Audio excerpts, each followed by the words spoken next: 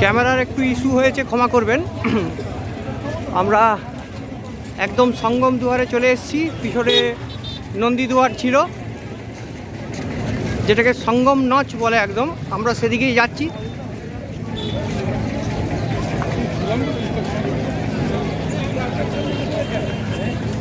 যেখানে একদম ঠিক মা গঙ্গা, মা যমুনা আর মা সরস্বতীর মিলন হয়েছে, সেই সঙ্গম নচে, সেই ত্রিবেণী সঙ্গমে।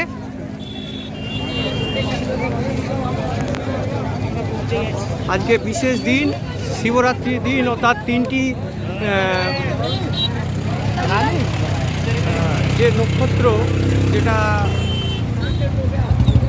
বিষ্ণু, গণেশ এবং মহাদেবের একটা অবস্থানের উপর এই দিনটি বিশেষ একটি দিন।